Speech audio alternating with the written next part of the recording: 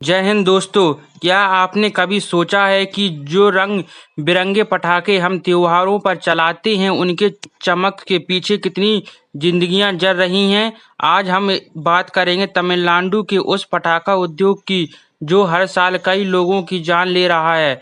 यह वीडियो एक महत्वपूर्ण रिपोर्ट पर आधारित है जो द हिंदू अखबार की एक एडिटोरियल में छपी है, लेकिन हमने इसे आसान भाषा में आपके लिए दोबारा तैयार किया है ताकि हर कोई इसे समझ सके। तो चलिए स्टार्ट करते हैं। बस आप वीडियो को लाइक और चैनल को सब्सक्राइब जरूर कर लीजिए। टॉपिक 1, पटाखा उद्योग एक बड़ा नाम लेकिन खतरनाक सच है। तमिलनाडु के विरुधुनगर जिले में हजारों पटाखा फैक्ट्रियां हैं।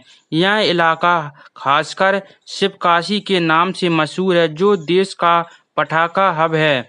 यहाँ पर साल करोड़ों का व्यापार होता है, लेकिन इसके पीछे एक डरावना सच यह छिपा है कि बार बार होने वाले धमाके इसमें मजदूरों की जान जाती रहती है। टॉपिक 2, हादसे के आंकड़े और एक दर्दनाक सिलसिला। 2025 से पहले 6 महीने में ही 8 हादसे में 26 मौतें हो चुकी हैं और 20 लोगों घायल हो चुकी हैं। 2024 में ही कुल 17 हादसे हो गए और 12 लोगों की जान जा चुकी है। अकेले विरुधुनगर में ही 42 मौतें हो चुकी हैं। 2023 में ही 27 हादसे हुए थे जिनमें 79 लोग मारे गए थे। यह संख्या दिखाती है कि हादसे अब दुर्घटना नहीं बल्कि नियमित त्रासदी बन चुके हैं। क्यों होते हैं ये धमाके, चलिए जानते हैं। शिवकाशी का मौसम बहुत ही गर्म है और सूखा होता है। फैक्ट्रियों में जो रसायन होती हैं वे ज्वलनशील होते हैं, यानी जरा सी चिंगारी या गर्मी से भी ये जल जाते हैं। रसायनों को ठीक से न रखने, सुरक्षा उपायों की कमी और ज़्यादा उत्पादन के दबाव के कारण अक्सर हादसे होते रहते हैं। मजदूरों की हालत सबसे कमज़ोर कड़ी क्यों है इसमें। यहाँ ज़्यादातर मजदूर गरीब तरीके से आते हैं। उन्हें ना सुरक्षा किट मिलती है, ना ही बीमा, ना ही ट्रेनिंग, ना ही इतना ज़्यादा पैसा मिलता है। हादसे में जान जाने पर बस कुछ हजार या मुआवजा दे दिया जाता है और मामला ख़त्म कर दिया जाता है।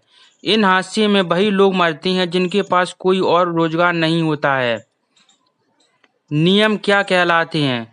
भारत ने विस्फोटक नियम 2008 के तहत रसायनों को धूप या ज़्यादा गर्मी में रखने की मनाही है। सुरक्षा उपाय जरूरी हैं जैसे वेंटिलेशन, दूरी, ट्रेड कर्मचारी आदि। लाइसेंस तभी तक वैध रहता है जब तक नियमों का पालन हो, लेकिन जमीनी हकीकत ये सबसे अलग है। कई फैक्ट्रियां नियमों का ताक पर रखती हैं और प्रशासन की आंखें मूंद कर झुकती हैं। प्रशासन की जिम्मेदारी निगरानी में एक चूक है। फैक्ट्रियों को पीईएसओ यानी petroleum and explosion safety organisation से लाइसेंस लेना चाहिए।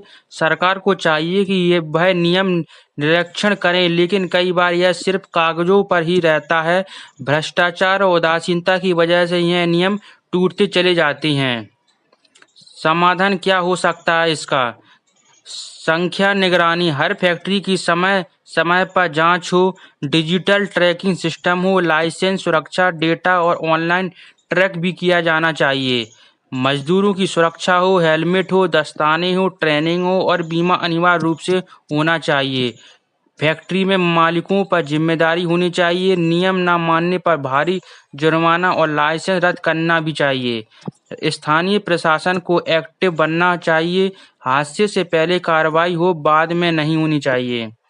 हमने बाल मजदूर पर जीत पाई है तो हादसे क्यों नहीं हो सकते हैं।